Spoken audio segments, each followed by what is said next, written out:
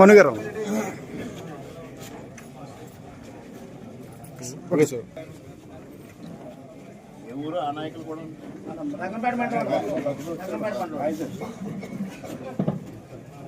దాసం సాయిలక్ష్మి గారు, అనంతలక్ష్మి గారు,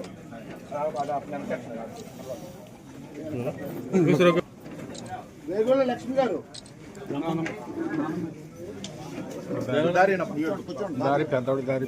వేగోళ్ళ దుర్గా ప్రభాకర్ గారు,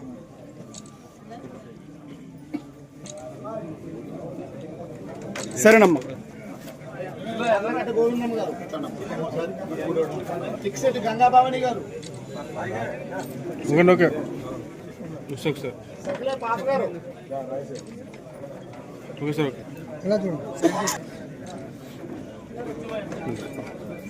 కొంచెం సైడ్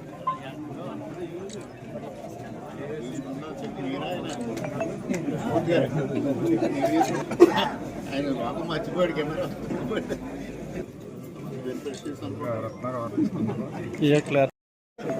అలా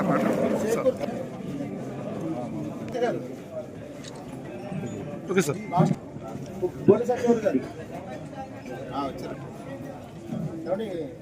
వీళ్ళందరూ వచ్చారా? సోమిశెట్టి అనంతలక్ష్మి గారు, సోమిశెట్టి అనంతలక్ష్మి మను గారు ఓకే సార్. హ్యాండ్ ఎలా సైడ్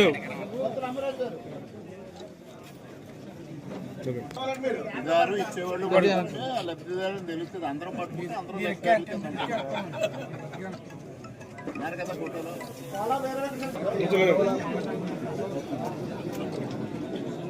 రాయుడు మంగయ్య గారు, అడపాల వెంకటేశ్వర గారు, ఓకే సార్. ఓకే మను గారు చూడండి.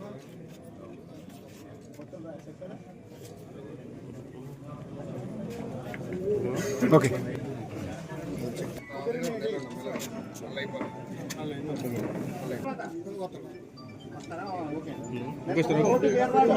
మంగాదేవ్ గారు, నర్ల మంగాదేవ్ గారు, తర్వాత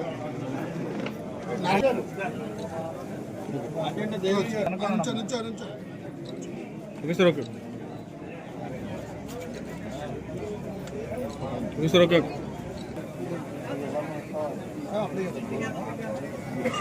ఓకే ఓకే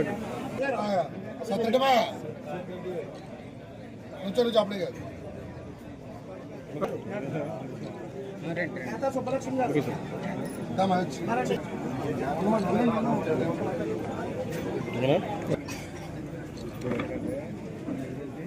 ఇంకా బోనం కట్టంగా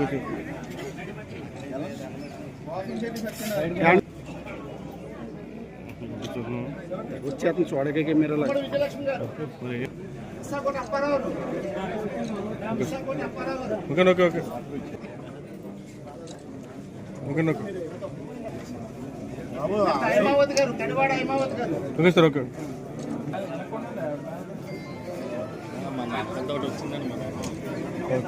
ఓకే ఓకే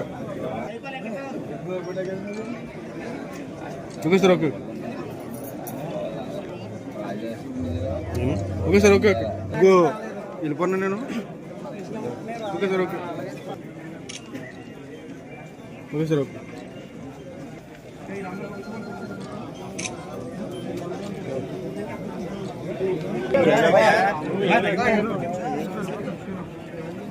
ఇంకో పొడదండి.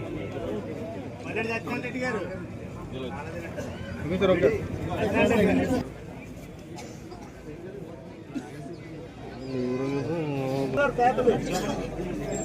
శాసయ్యమ్మ గారు,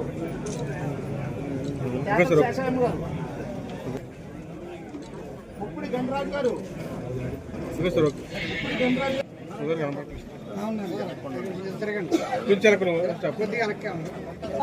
లేడీస్ కదా ఓకే ఓకే ఓకే చెప్తున్నా రాను.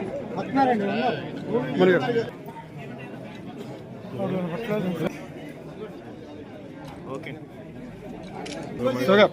స్టాండ్ పైకి కింద. Okay sir. Okay okay okay sir. Okay okay okay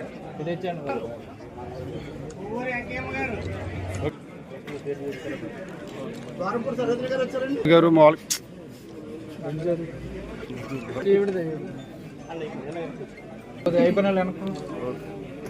okay అండి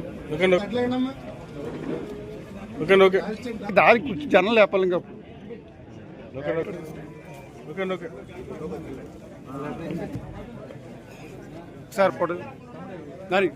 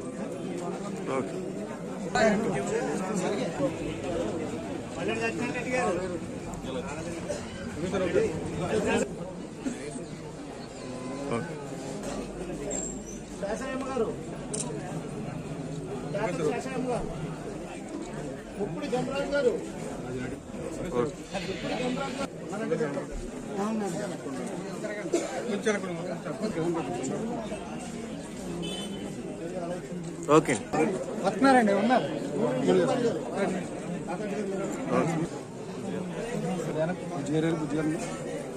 ఓకే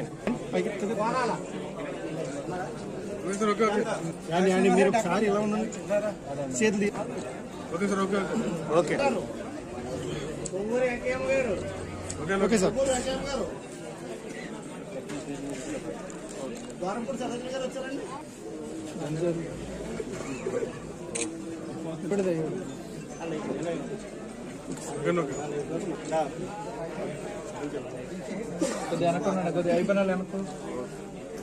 ఓకే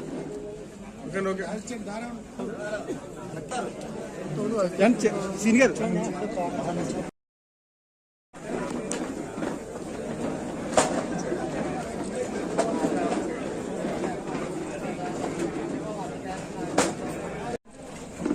వీడియో కూడా తీసుకో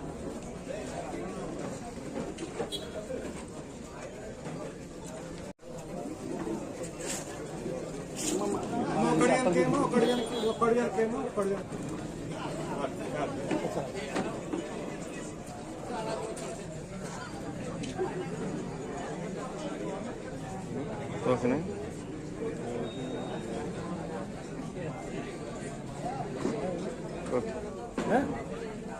రైట్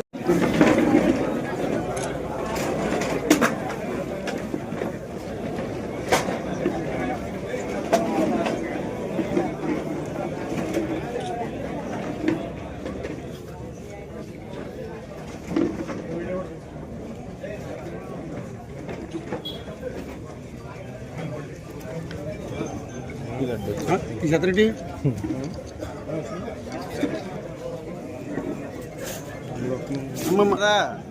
మనం చెప్పండి మీరు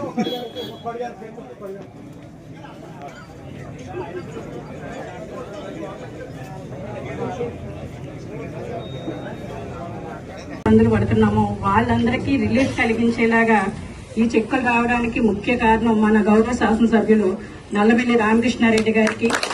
అలాగే ఈ కార్యక్రమంలో ముఖ్యంగా మన అనపర్తి నియోజకవర్గ తెలుగుదేశం పార్టీ ఇన్ఛార్జ్ మన యువ నాయకులు నల్లబెల్లి మనోజ్ రెడ్డి గారికి, అలాగే పార్టీ ప్రెసిడెంట్లకు, సొసైటీ చైర్మన్లకు, వేదిక నిర్మించిన పెద్దలకు, అలాగే కార్యక్రమానికి విచ్చేసిన కూటమి నాయకులకు, కార్యకర్తలకు, అలాగే చెక్కు తీసుకోవడానికి వచ్చిన ప్రజానికానికి అందరికీ నా హృదయపూర్వక నమస్కారాలండి.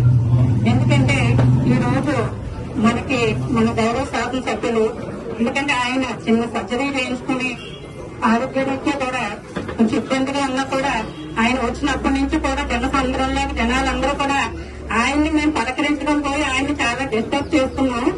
ఆ సమయంలోనే కూడా మనందరం ఏదైతే సీఎం రిలీఫ్ ఫండ్ పెట్టుకున్నామో దానికి ఈ రోజు మనకి 75 చెక్కులు రావడం జరిగింది. అలాగే దానికి 57,15,000 కూడా అమౌంట్ మనందరికీ కూడా ఇవ్వడం జరిగింది. ఎందుకంటే మనకి ఆరోగ్య సేవే కాకుండా ఆరోగ్య సేవలో లేని వైద్యానికి కూడా ఈ రోజు మనకి ఏదైతే ఆర్థిక ఇబ్బంది అవుతుందని మనం బాధపడుతున్నామో వాళ్ళందరికీ కూడా రిలీఫ్ ఇవ్వాలనే సంకల్పంతో ఈ రోజు మన చంద్రబాబు నాయుడు గారు అయితేనో ఇక్కడ మన గౌరవ శాసనసభ్యులు నల్లమిల్లి రామకృష్ణారెడ్డి గారు. ఎందుకంటే మనం చూస్తున్నాం ఏ నియోజకవర్గంలో కూడా ఇంత భారీ ఎత్తున చెక్కులు ఇవ్వడం, ఇంత పనిని రిలీజ్ చేయడం మనం చూడలేదు.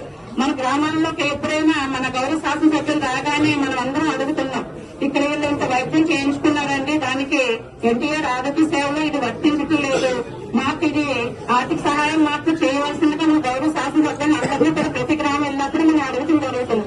వెంటనే ఆయన స్పందించి మనకి పార్టీ ఆఫీస్ నుంచి కూడా మన అందరినీ కూడా గైడ్ చేస్తూ ఈ రోజు మన అందరికీ కూడా ఈ శక్తిని పంపిణీ చేసినందుకు ఆయనకి ధన్యవాదాలు తెలియజేసుకుంటూ ప్రతి ఒక్కర ఆర్థిక సమస్యల్ని ఆయన దృష్టిలో ఉంచుకుని మనందరికీ కూడా ఇంత ఆర్థిక స్వావలంబన చేకూర్చినందుకు అలాగే ఈ కార్యక్రమానికి చేసిన పెద్దలందరికీ కూడా నా హృదయపూర్వక నమస్కారాలు తెలియజేస్తున్నాను. నాయకులకి అలాగే మా ఫస్ట్ మా ఇన్ఛార్జ్ టీడీపీ జగన్మోహన్ రెడ్డి గారికి నమస్కారం తెలియజేస్తున్నాం. మనం ఒకటి ఆలోచించాలని అందరూ కూడా ఇప్పుడు పదవులు రావడం గొప్ప కాదు, ఆ పదవిని సమర్థవంతంగా ఎలా పనిచేస్తున్నారన్నదే గొప్పది. పదవి తీసుకుని మన పనులు చూసుకుంటూ పదవిని గాలి కుదిరేసి ఇక్కడ ఉన్న లబ్ధిదారులు అయితేనే ఉంది. ఇప్పుడు ప్రజాస్వామ్యం అంటే ఒక ఎమ్మెల్యే గారు అంటే మనం అర్థం చేసుకునే మనకి ఏ సమస్య వచ్చినా తీర్చగలగాలి. మనకు వచ్చిన సమస్యను ఆయన దగ్గరికి వెళ్ళగానే ఆయన స్పందించి తీరు, ఆయన చేసే పనితీరు కూడా మనం గమనించాలి. ఇక్కడ మీరు లోకల్ గా మీరు ఖర్చు పెట్టుకుని ఇబ్బంది పడుతున్నారు, మా లోకల్ నాయకులు మీరు ఎప్పుడు వచ్చావడం, లోకల్ నాయకులు తీసుకొచ్చి సాలరీకి తీసుకొచ్చి మీ ఫైల్స్ మేము ఇస్తాం. అయితే ఆ ఫైల్ తీసుకెళ్లి ఆ పని చేయించి మళ్ళీ పట్టుకొచ్చి మనకు చెక్కుల రూపంలో పంపిణీ చేయడం ఇక్కడ ముఖ్యం, మనకి కూడా ముఖ్యం కాదు కదా. గత ఎమ్మెల్యే గారికి ఈ ఎమ్మెల్యే గారికి తేడా ఏంటన్నది కూడా మనం గమనించాలి. ఎలా ఎన్ని చెక్కులు ఇచ్చుంటారు గతంలో, ఈ రోజుకి 50 లక్షల రూపాయలు సుమారు మనం ఇస్తున్నాం. అలాగే మనం గత ప్రభుత్వంలో ఏం జరిగింది, ఈ ప్రభుత్వంలో ఏం జరిగింది అన్నది కూడా మీరు ఆలోచించాలి. ఇప్పుడు పనిచేసేవాడు ఇదే, ఇప్పుడు మన ఎమ్మెల్యే గారు ఇదే పని, వేరే వ్యాపారం లేదు, వేరే పని లేదు. మేము పొద్దున్నే సాయంత్రం వరకు ఏ టైంలో ఆయన ఫోన్ చేస్తున్నాం, ఏ టైంలో వచ్చిన ఇబ్బందిని ఈ టైంలో చేయకూడదు అనుకున్నా కూడా అదే టైంలో వాళ్ళు మా దగ్గరికి వచ్చిన వాళ్ళ ఇబ్బందిని బట్టి మేము ఫోన్ చేస్తున్నాం. అర్ధరాత్రి ఎర్లీ మార్నింగ్ అయినా కూడా ఆయన ఫోన్ ఎత్తి ఆ పనులు అప్పటికప్పుడే చేసి మళ్ళీ మాకు చెప్పడం, మళ్ళీ మీకు చెప్పడం. ఇప్పుడు ఒక వ్యక్తి హాస్పిటల్ వెళ్తాడండి, రాత్రి 9 గంటలకు వెళ్తారు, 10 గంటలకు వెళ్తారు, అది అవ్వదు అని మాకు ఫోన్ చేస్తాడు, అది ఆపలేము. ఆ 10 గంటలకు మళ్ళీ మేము ఎమ్మెల్యే గారు ఫోన్ చేస్తే ఆ పని అతను మాట్లాడి మళ్ళీ మాకు చెప్పడం, మళ్ళీ మేము వెంటనే మాకు ఎవరైతే చేయాలో వాళ్ళకి చెప్పి మీరు మన డాక్టర్ కలని సార్ మాట్లాడారని చెప్పడం. ఇదే కదా సమర్థత అంటే, పని చేసి చూపించడమే కదా ఎమ్మెల్యే గారు అంటే.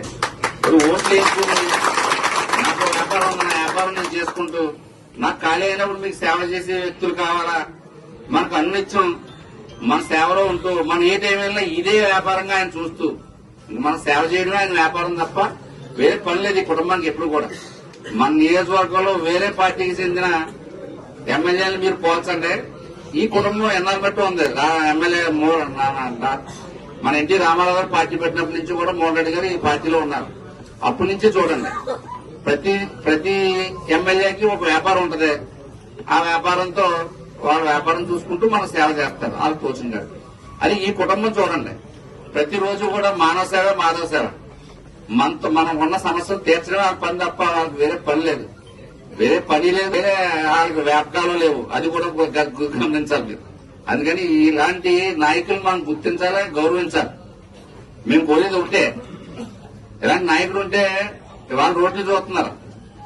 గత గవర్నమెంట్ లో చేసిన మాజీ ఎమ్మెల్యే గారు రోడ్లు మనకి పాదయాత్ర చేశారు, పాదయాత్ర చేసి ఆయన అధికారంలోకి వచ్చాడు. ఆయన అధికారంలోకి వచ్చాక కనీసం మన రోడ్డు కూడా ఇప్పుడు చూడలేదు. వాళ్ళ రోడ్లు కానివ్వండి, మనకు వచ్చి సిమెంట్ రోడ్లు కానివ్వండి, అలా ఇక్కడ ఒకటి కూడా మనం గమనించాల్సింది ఏంటంటే, చాలా మంది అనుకుంటారు రాష్ట్ర వ్యాప్తంగా జరుగుతున్న కార్యక్రమాలు ఇవి. అదే మన డెవలప్మెంట్ అవుతుంది తప్ప అనుకుంటారు. రాష్ట్ర వ్యాప్తంగా కార్యక్రమాలు ఉండొచ్చు కానివ్వండి, ఆ రాష్ట్ర వ్యాప్తంగా ఉన్న కార్యక్రమాలని అతి తొందరలో మనకు చేరువ చేసి మన ఎమ్మెల్యే గారు ఇలాంటి ఎమ్మెల్యే గారు మనకు కష్టం. మన ఎమ్మెల్యే గారు రాష్ట్ర వ్యాప్తంగా ఉన్న ప్రోగ్రాం వచ్చిందంటే ఆయన ఒక కాంట్రాక్టర్ తో మాట్లాడతారు, ఒక డాక్టర్ తో మాట్లాడతారు. అలా ప్రతి ఒక్కరితో మాట్లాడి మన సమాజానికి, మన నియోజకవర్గానికి ఏది మేలు జరుగుతుందో, మేలు జరిగే అంశాన్ని ముందుగానే అతను చేతితో పుచ్చుకుని మనకు పనిచేయించడమే ఆయన ధ్యేయంగా ఉంటాడు. దేన్ని ఎప్పుడు కూడా ఇక్కడ ఏ ఊర్లో ఏ కార్యక్రమాన్ని మనం చెప్తుంటాం. 58 రోజులు కూడా మనం చెప్తా ఉంటాం, మా ఊరికి ఇది కావాలి, మా ఊరికి ఇది కావాలని. ఆ వచ్చిన సమయం వచ్చినప్పుడు ఆ ఊర్లో ఆ సమస్యను తీర్చడం ఆయన పనిగా ఇది ఏదైనా ఆయన దృష్టిలో ఇదే ఉండదు. ఎప్పుడు ఏ ఊరిని ఎలా ఒప్పుడు చేసి అడిగిన నాయకులు, ఆ ఊర్లో ఏ నాయకుడికి మనం ఇచ్చేమే మాట, ఈ పని ఒప్పుడు చేసి వాళ్ళకి అప్పచెప్పాలి, ఏ ఊరిని మనం బాగు చేయాలనే ప్రక్రియలోనే ఆయన ఏ రోజు పనిచేస్తూ ఉంటారు.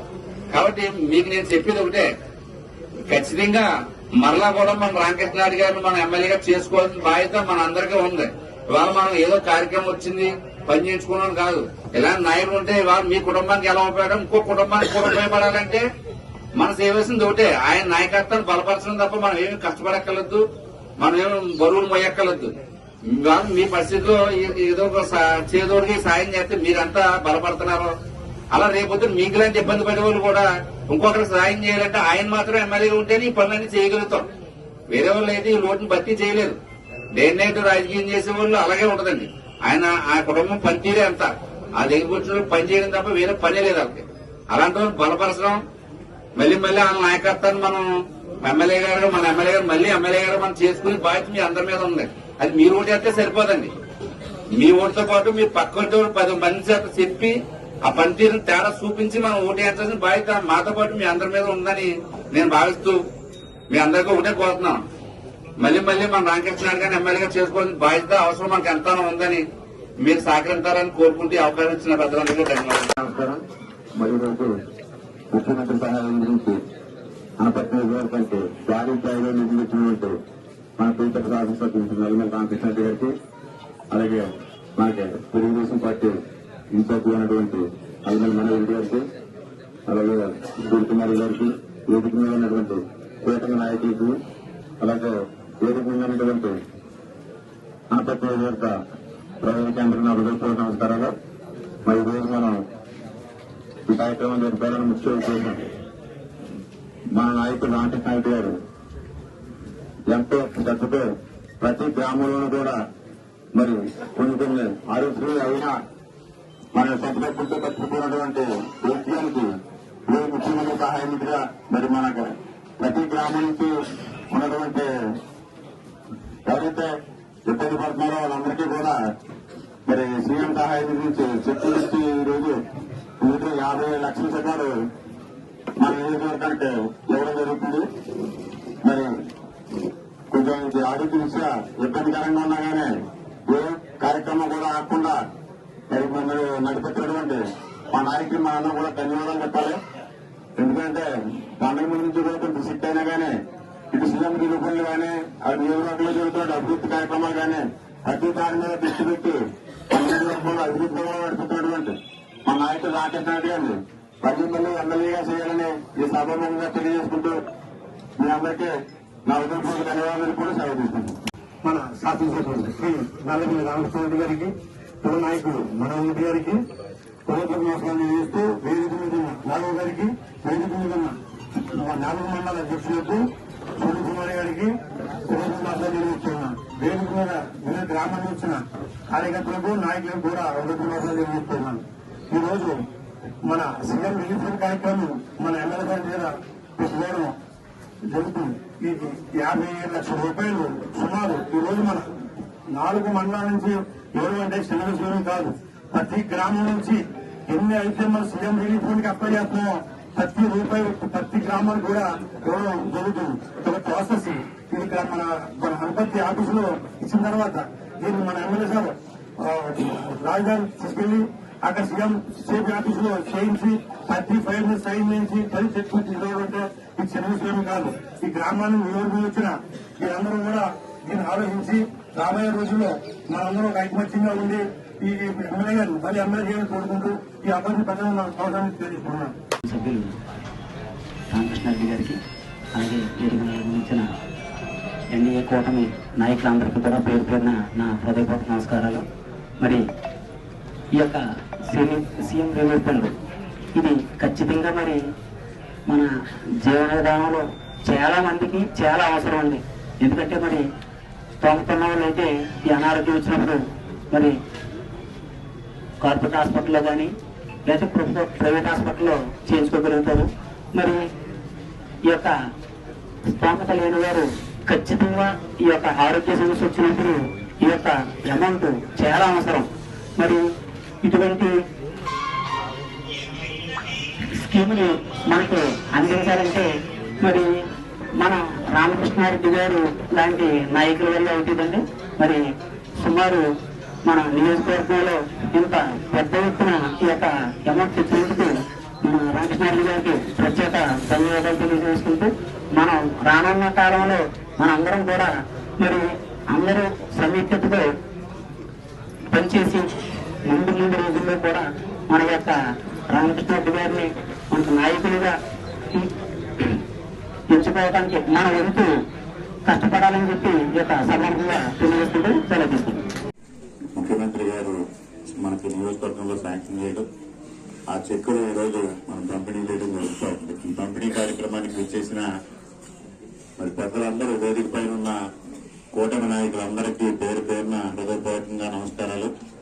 అదేవిధంగా ఈ కార్యక్రమానికి వచ్చేసిన 4 మండలాల నుంచి వివిధ గ్రామాల నుంచి వచ్చేసిన నాయకులకు లబ్ధిదారులకు అందరికీ పేరు పేరున హృదయపూర్వక నమస్కారాలు తెలియజేసుకుంటూ మీడియా మిత్రులకు కూడా నా హృదయపూర్వక నమస్కారాలు తెలియజేస్తా ఉన్నాం. ఇవాళ ముఖ్యమంత్రి సహాయ నిధి గతంలో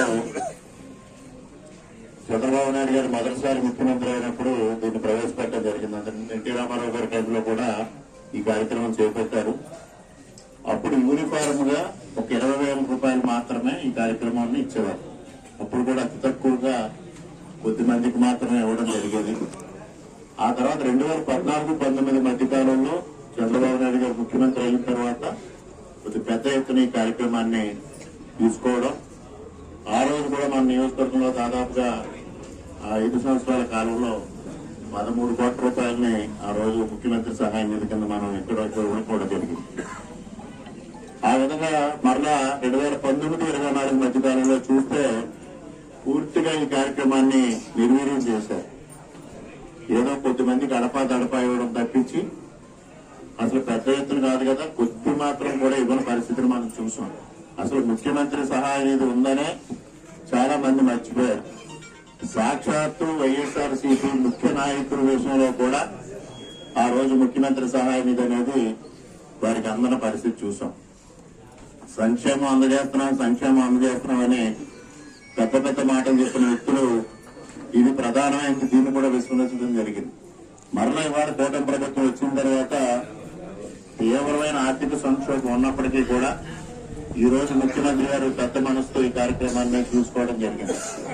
ఒకే ఒక ఉదాహరణ ఏంటంటే 2014-19 మధ్య కాలంలో ముఖ్యమంత్రి కార్యాలయానికి ఒక రోజులో 150 నుంచి 200 అప్లికేషన్స్ వస్తే ఈ రోజు 600 నుంచి 650 అప్లికేషన్ వస్తున్నాయి ఒక రోజుకి.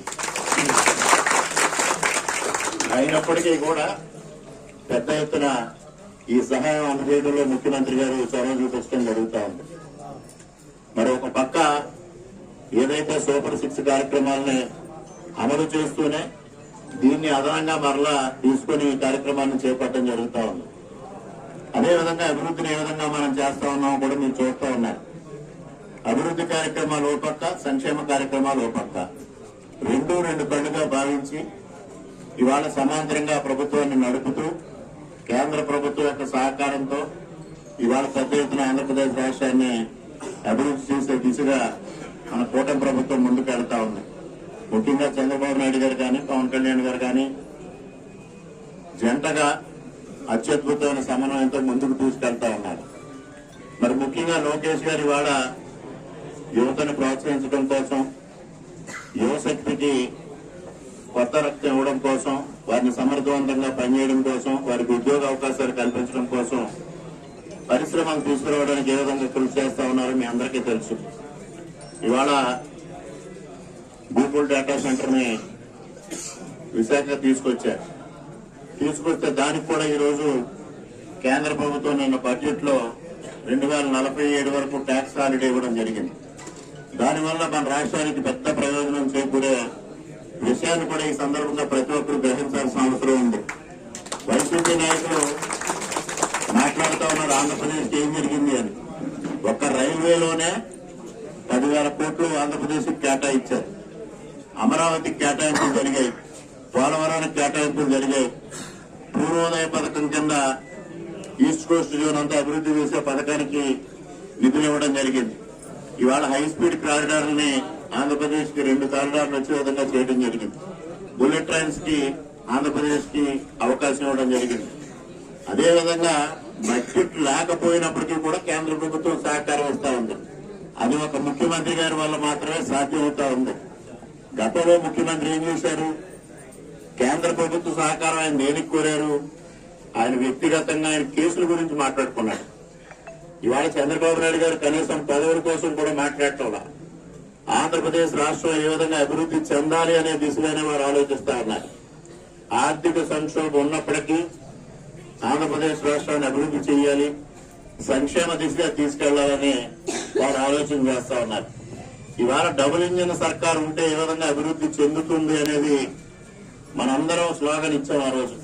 దానికి అనుగుణంగానే ఇవాళ ఒకే ఒక్క ఉదాహరణ చూసుకోండి. మన నియోజకవర్గంలో జన్మభూమి హాల్ట్ అటు పురంధరేశ్వరి గారు ఇటు నేను కలిసి ఆ వ్యవహారాన్ని కేంద్ర ప్రభుత్వం దృష్టికి తీసుకెళ్ళడం, రైల్వే మంత్రి గారి దృష్టికి తీసుకెళ్ళడం, రైల్వే బోర్డు చైర్మన్ గారి దృష్టికి తీసుకెళ్ళడం, 1.5 సంవత్సరాలు అయ్యేటప్పటికి దాన్ని సాకారం చేయడం జరిగింది. ఇవాళ అనపర్తి కాదు, అనపర్తి పరిసర ప్రాంత ప్రజానీకానికి అందరికీ ఇటు రామచంద్రపురం అదేవిధంగా ఇటు మండపేట పరిసర ప్రాంతాల ప్రజలందరికీ అత్యంత ఉపయోగమైన జన్మభూమి కార్యక్రమం మనం చేపట్టడం జరిగింది. దానికి కూడా వైఎస్ఆర్సీపీ నాయకులు విమర్శలు గుర్తించారు. జన్మభూమి హాల్ట్ మనం డిక్లేర్ చేసిన తర్వాత అది రాదు, అటు నడదవోలు వెళ్తుంది, ఇటు పిఠాపురం వెళ్తుంది, ఇక్కడ ఉండదు అని తీరా డేట్ ఫిక్స్ చేస్తే ఇది 10 రోజులు మాత్రమే ఉంటున్నాయి. ఆ విధమైన దిగజారుడు రాజకీయాలు చేయడంలో వైఎస్ఆర్సీపీ అన్వేషణ చేయనేది మీ అందరికీ తెలుసు. ఇవాళ మనం ఒకటే మాట్లాడుతూ ఉన్నాం. నిన్నటి రోజున అంబటి రాంబాబు గారు అదేవిధంగా జోగి రమేష్ గారు ప్రవర్తించిన తీరుకి తెలుగు తమ్ముళ్లే కాదు కూటమి తమ్ముళ్ళందరూ వారు నిరసన వ్యక్తం చేస్తే చంద్రబాబు నాయుడు గారు వారించిన విధానాన్ని ఒకసారి చూడండి. వారిలా మనం బరితెగచ్చొద్దు, మనం సంయమనంతో వ్యవహరిద్దాం, హుందాగా వ్యవహరిద్దాం, హుందాగా రాజకీయాలు చేద్దాం తప్పించి వైఎస్ఆర్సీపీతో పోటీపడి రాజకీయాలు చేయొద్దని పిలిపించిన ఏకైక వ్యక్తి చంద్రబాబు నాయుడు గారు. ఇవాళ ప్రజలు గుర్తిస్తా ఉన్నారు. వైఎస్ఆర్సీపీ నాయకులు అనుకుంటా ఉన్నారు, మన అస్మాను సూర్యనారాయణ గారు చెప్తారు 3 సంవత్సరాలు మళ్ళీ నేను ఎమ్మెల్యే అంటారు.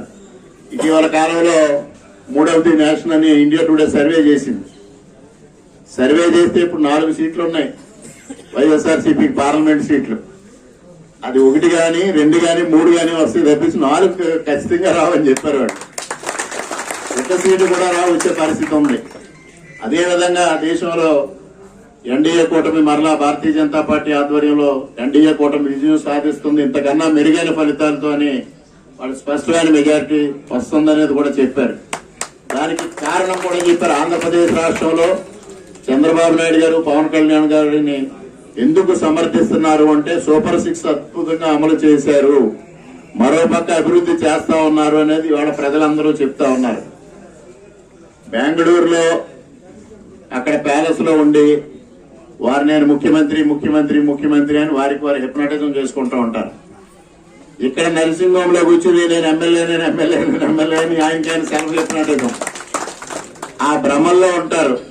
అందువల్ల ఇవాళ సోలో వీడియోలు ఆయనకి కట్టండ పేస్టు, ఈయనకి కట్టండ పేస్టు. ఇవాళ ఇందాక చెప్పారు బుజ్జిగారు అనుకుంటా రోడ్డు గురించి, కాకినాడ రాజమండ్రి కెనాల్ రోడ్డు మేలు కొలుపు యాత్ర చేశారు దంపతయుక్తంగా చేసి మేము మేలు కొలుపు యాత్ర చేశాం. 9 కోట్ల ప్రభుత్వం రిలీజ్ చేసింది. ఇది మా గొప్ప అని ఆ రోజు మన ప్రభుత్వం ఉండగా వాళ్ళు ఫ్లెక్సీలు వేసుకున్నారు. మరి ప్రతిపక్షంలో ఉండగా పాపం ఆయన 9 కోట్లు సాధించాడు, ఒప్పుకుందాం.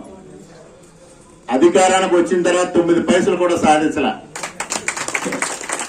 అప్పుడు ప్రజలు అర్థం చేసుకున్నారు, వీరు ప్రతిపక్షంలో ఉంటేనే ఈ నియోజకవర్గానికి నిధులు వస్తాయని గుర్తించి వారిని ప్రతిపక్ష పాత్రకు పరిమితం చేశారు.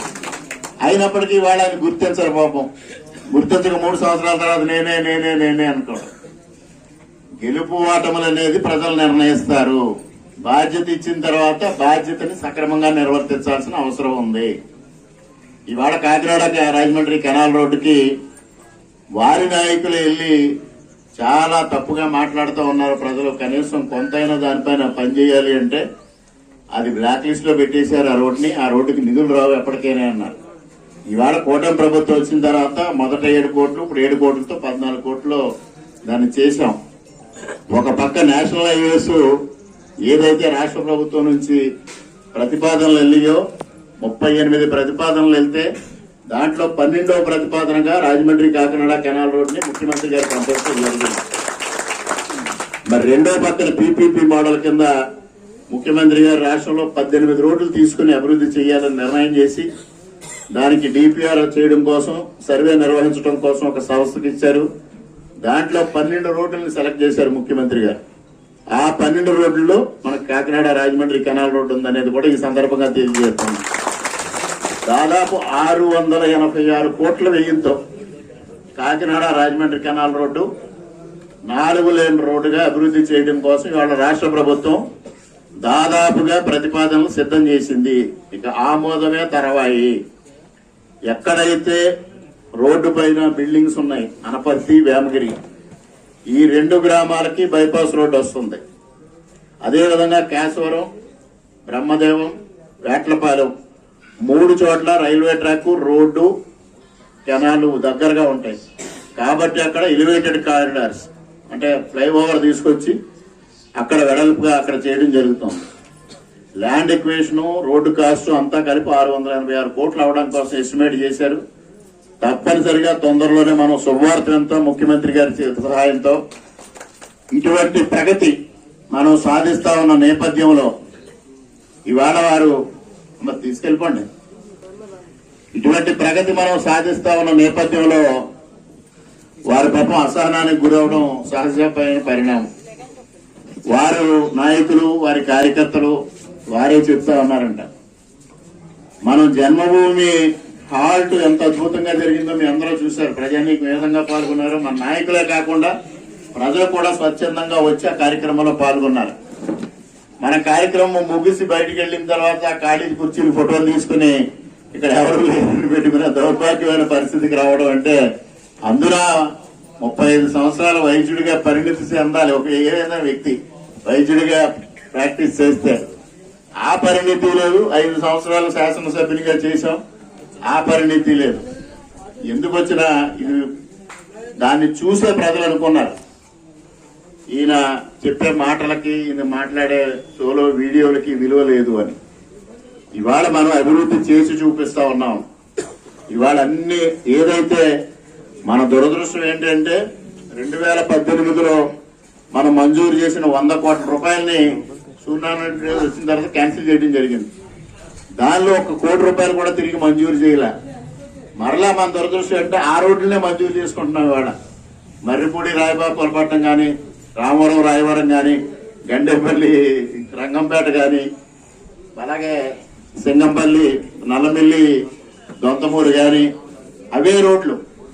అంటే దీనివల్ల ఆ రోజు అవి జరిగిపోయి ఉంటే మనం వేరే కొత్త రోడ్లు ఇవాళ మళ్ళీ చేసుకునే పరిస్థితి ఉండదు. అయినప్పటికీ కూడా అటు పంచాయతీరాజ్ శాఖ నుంచి కానీ, ఇటు ఆర్ఎండ్బి శాఖ నుంచి కానీ అనేక రోడ్లని వాళ్ళు అభివృద్ధి చేసే దిశగా వెళ్తా ఉన్నాం. దాదాపు 30-40 సంవత్సరాలుగా పేరుకుపోయిన ఏది కరకుదురు అరట్లకట్ల కానీ, అదేవిధంగా శాపురం అరట్లకట్ట కానీ ఇటువంటి రహదారులన్నింటినీ వాళ్ళు అభివృద్ధి చేయడం కోసం మనం కంకణం కట్టుకు ముందుకెళ్తా ఉన్నాం. రోడ్లను అభివృద్ధి చేస్తే తప్పనిసరిగా ప్రాంతం అభివృద్ధి చెందుతుందనే నానుడి మా తండ్రి గారి దగ్గర నుంచి మొదలైంది.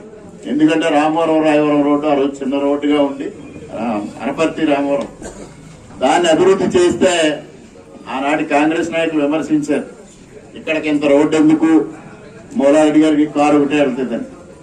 ఇవాళ ఏ విధమైన ట్రాఫిక్ దానిపైన ఉందో భవిష్యత్తును ఆలోచన చెయ్యాలి. ఎప్పుడు మౌలిక సదుపాయాల గురించి ఆ రోజుల్లో శాసనసభ్యులు ఆలోచన చేసేవారు కాదు. అటువంటిది మౌలిక సదుపాయాలు కల్పించాలి, స్కూల్స్ ఏర్పాటు చేయాలి, రోడ్లు అభివృద్ధి చేయాలి, వంతెనలు ఏర్పాటు చేయాలి, హౌసింగ్ కాలనీస్ ఏర్పాటు చేయాలని ఆ రోజు వారు భావించి ఆ విధంగా చేశారు. వారి వరవడినే మేము కొనసాగిస్తూ ఇవాళ అభివృద్ధి కార్యక్రమాలని చేయడం జరుగుతూ ఉందనేది ఈ సందర్భంగా మనం తెలియజేసుకుంటూ ప్రజలకు కూడా మనందరం జరుగుతున్న అభివృద్ధిని చూసి చెప్పాల్సిన అవసరం ఉంది.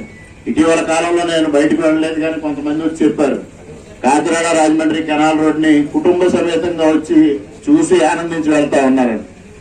అంటే దుర్భరమైన పరిస్థితిని దాదాపుగా 15 సంవత్సరాలు అనుభవించారు. ఆ దుర్భర పరిస్థితి నుంచి వాళ్ళ బయటపడినందుకు ప్రజలందరూ ఆనందం వ్యక్తం చేస్తున్నారు. ఒకే వ్యక్తి మాత్రం అసూయతో అసహనంతో మన పైన విమర్శలు చేస్తా ఉన్నారు. అటువంటి వ్యక్తులు మనం పట్టించుకోవాల్సిన అవసరం కూడా లేదు. మన కార్యక్రమాలతో మనం ముందుకు సాగుదామని తెలియజేసుకుంటూ ఈ రోజు ఈ కార్యక్రమానికి విచ్చేసిన అందరికీ పేరు పేరున మరొక మారు హృదయపూర్వకంగా కృతజ్ఞతలు తెలియజేసుకుంటూ సెలవు తీసుకుంటున్నాను. థ్యాంక్ యూ అన్నారు. అందరికీ నమస్కారం. ఈరోజు ముఖ్యమంత్రి సహాయ నిధి కింద ఆరోగ్య సేవల నిమిత్తం 76 మంది లబ్ధిదారులకి ఈరోజు 57 లక్షలు చెక్కులు పంపిణీ చేయడం జరిగింది.